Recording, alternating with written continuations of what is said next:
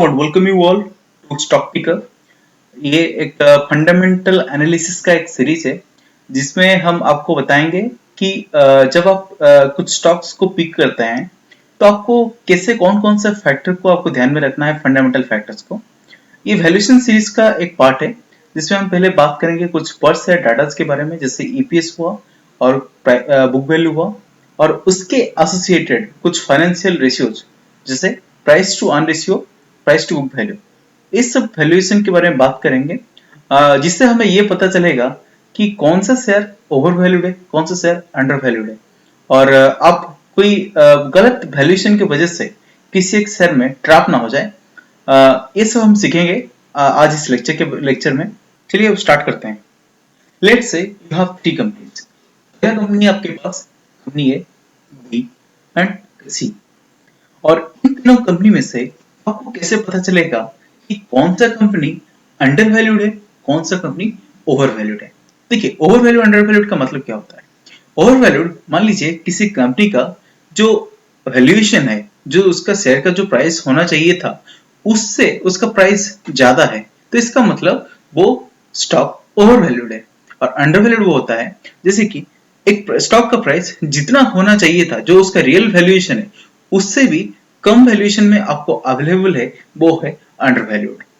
और इसे जज करने के लिए आपको फाइनेंशियल इश्यूज की मदद लेनी पड़ेगी so that you don't get trapped at wrong valuation. Let's first start with EPS. What is earnings पर share? EPS, its major use is to calculate the P ratio of a company. देखिए, EPS हुआ या book value हुआ, ये सब होते हैं पर शेयर डाटा।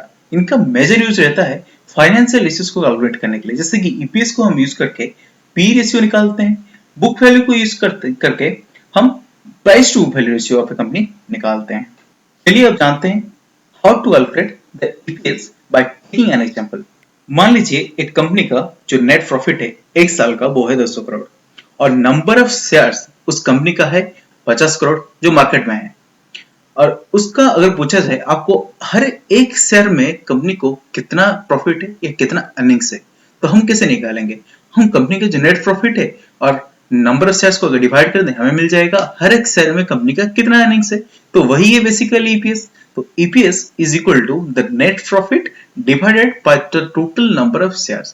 इससे हमें मिलता है EPS. Now let's know how to calculate the net profit. Net profit क्या होता है? ये होता है net income minus the preferred stock dividends. और net income कैसे कैलकुलेट किया जाता है? अगर हम टोटल कंपनी का जो रेवेन्यू है उसमें से ऑपरेटिंग कॉस्ट को माइनस कर लें, टैक्स को माइनस कर लें और इंटरेस्ट को माइनस कर लें, हमें मिलेगा नेट इनकम। नेट इनकम होता है उसमें से अगर हम प्रीफर्ड स्टॉक डिविडेंड्स को माइनस कर लें तो हमें मिलता है नेट प्रॉफिट। देखिए, स्टॉक डिविडेंड्स होते हैं वो दो टाइप के होते हैं। एक होता है प्रीफर्ड स्टॉक डिविडेंड्स, एक होता है common stock dividends. Preferred stock dividends होते हैं जो प्रीफर्ड स्टॉक होल्डर्स होते हैं उनके लिए, और जो कॉमन स्टॉक डिविडेंड्स होते हैं वो होते हैं जो कॉमन स्टॉक होल्डर्स होते हैं, जैसे आप और हम। जो प्रीफर्ड स्टॉक होल्डर्स होते हैं इनके पास एक बेनिफिट ये रहता है कि अगर कंपनी का मुनाफा मिले या ना मिले उनको कोई फर्क नहीं पड़ता, उनको उनकी डिविडेंड चाहिए, तो उनका डिविडेंड्स फिक्स्ड रहता है। हर साल कंपनी को जो प्रीफर्ड स्टॉक होल्डर्स होते हैं उनको उनका डिविडेंड्स देना रहता है। बट कॉमन शेयर होल्डर्स को ऐसे मतलब उनका जो डिविडेंड्स होता है वो वेरिएबल होता है कंपनी का नेट प्रॉफिट के साथ। अगर कंपनी अच्छा प्रॉफिट दिया तो कंपनी मन किया तो डिविडेंड देगा, और प्रॉफिट नहीं अच्छा दिया तो वो डिविडेंड नहीं देगा। तो एक एग्जांपल लेके इस चीज को समझते हैं कि नेट प्रॉफिट को कैसे एक बैलेंस शीट में कैलकुलेट किया जाता है। कभी-कभी आप बैलेंस शीट में इसको प्रॉफिट आफ्टर टैक्स PAT के नाम पे भी देखते हैं। तो चलिए देखते हैं एक एग्जांपल के साथ। लेट्स से एक कंपनी का जो टोटल सेल्स है या उसमें से आया जो टोटल रेवेन्यू है वो है 250,000 रुपीज, ठीक है। और उसमें से जो कॉस्ट ऑफ गुड्स सोल्ड, मान लीजिए एक कंपनी का जैसे कि प्रोडक्शन किया, उसका जो मैन्युफैक्चरिंग कॉस्ट है, उसका जो डिस्ट्रीब्यूशन कॉस्ट है, उस प्रोडक्ट को तो बना लिया, अब तो मार्केट में बेचेगा, तो ये जो डिस्ट्रीब्यूशन कॉस्ट है ये और प्रोडक्शन कॉस्ट ये सब मिला के होता है कॉस्ट ऑफ गुड्स सोल्ड, ठीक। तो ये मान लीजिए उसका 35,000 रुपीज है। ग्रॉस प्रॉफिट जो कंपनी का टोटल रेवेन्यू से अगर हम उसका कॉस्ट ऑफ गुड्स सोल्ड को माइनस कर देते हैं तो हमें मिलता है उसका ग्रॉस प्रॉफिट। ये रहा कंपनी का ग्रॉस प्रॉफिट 2,15,000 रुपीज। अगर हम उसमें से एम्प्लॉइज के सैलरी और रेंट और बाकी अदर कुछ ऑपरेटिंग एक्सपेंसेस को माइनस करते हैं तो हमें मिलता है ऑपरेटिंग प्रॉफिट। तो सारे ऑपरेटिंग एक्सपेंसेस को कॉस्ट ऑफ गुड्स सोल्ड को माइनस करने के बाद टोटल रेवेन्यू से हमें मिलता है ऑपरेटिंग प्रॉफिट जो होता है 1,50,000। अब इसमें से कंपनी को कुछ इंटरेस्ट एक्सपेंसेस भी देना रहता है, कुछ टैक्स भी देना रहता है, तो मान लीजिए वो हुआ 7,000 रुपीज। तो यहाँ से कंपनी को जो नेट इनकम मिला वो रहा 1,43,000 रुपीज। ये रहा कंपनी का नेट इनकम। बट इसमें से अगर हम कंपनी का जो प्रीफर्ड स्टॉक डिविडेंड्स को माइनस करते हैं तब हमें मिलता है net profit. First year company में जो नेट प्रॉफिट था वो था 200 करोड़ और नंबर ऑफ शेयर्स जो फिक्स्ड है वो है 50 करोड़ और इसमें से हमें ईपीएस मिला था 4। सेकेंड ईयर में कंपनी का जो नेट प्रॉफिट है वो बढ़ते हो गया 400 करोड़ और नंबर ऑफ शेयर्स वही 50 करोड़ रहा। तो अब ईपीएस बढ़ के हो गया 8। मान लीजिए थर्ड ईयर में कंपनी का नेट प्रॉफिट बढ़ गया और फिर हो गया 800 करोड़ का और नंबर ऑफ शेयर्स तो वही सेम रहे 50 करोड़ के, तो ईपीएस बढ़ के हो गया 16। तो जैसे जैसे कंपनी का नेट प्रॉफिट बढ़ता गया, पहले था 200 करोड़ फिर हुआ 400 करोड़ फिर हुआ 800 करोड़, जैसे जैसे नेट प्रॉफिट बढ़ता गया उस हिसाब से ईपीएस भी 4 था 8 हुआ 16 हुआ, तो ईपीएस भी बढ़ता गया।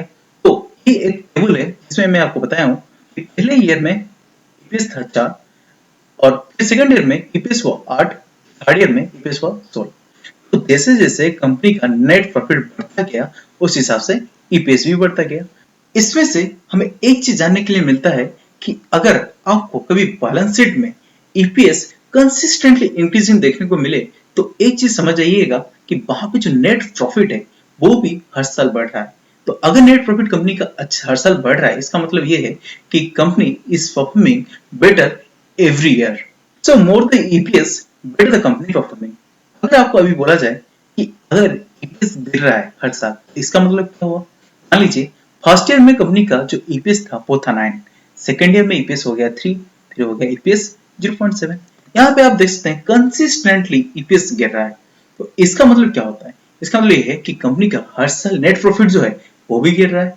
तो if the EPS is falling that means the company is not generating the profit as before. तो इसका मतलब ये है कि कंपनी पहले जैसे प्रॉफिट नहीं जनरेट कर पा रही है। So this is very bad for the investment. Now is the question, is always a high EPS ratio indicates a good company? नहीं, ऐसा हमेशा नहीं होता। चलिए एक एग्जांपल के साथ इस चीज को समझते हैं। मनी एक लैंड है, वो एक ऐसा लोकेशन पे है जिसका वैल्यूएशन बहुत खराब है। तो आपने सोचा कि वहां पे एक वाटर बॉटल कंपनी बनाया जाए, तो आपने वो कंपनी वहां पे सेटअप किया। तो कुछ साल के बाद क्या हुआ, आसपास में कुछ मंदिर बना, कुछ मस्जिद बना, कुछ घर बने, कुछ स्कूल्स बने, कुछ कॉर्पोरेट हाउसेस बने। तो क्या हुआ, उस लैंड का जो ओथ था पहले से अब बढ़ गया। तो अब क्या हुआ, जो लैंड आप पहले बहुत सस्ते में लिए थे वो अब बहुत ज्यादा बढ़ गया है। तो अब वो क्या करेंगे? तो कंपनी ने सोचा कि क्यों ना इस लैंड को बेच दिया जाए और एक सस्ता जगह पे सेटअप कर दिया जाए। तो कंपनी ने क्या किया, उस हाई वैल्यूड लैंड को बेच दिया और उसमें से जो प्रॉफिट हुआ वो तो ह्यूज प्रॉफिट था और उसको उसने अपने बैलेंस शीट में भी शो करेगा। तो उसके बैलेंस शीट में उस साल के लिए जो नेट प्रॉफिट रहेगा वो बहुत ज्यादा दिखाएगा। अगर नेट प्रॉफिट बहुत ज्यादा दिखाएगा तो डेफिनेटली उसका ईपीएस भी बहुत ज्यादा दिखाएगा।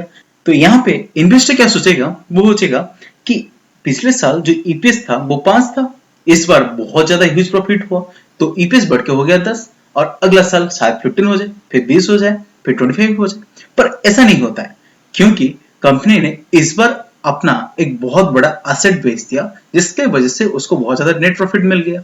पर क्या हर साल ऐसा होगा? ऐसा नहीं होगा। तो क्या ईपीएस इस तरह से बढ़ेगा 15, 20, 25 के रेट से? नहीं बढ़ेगा।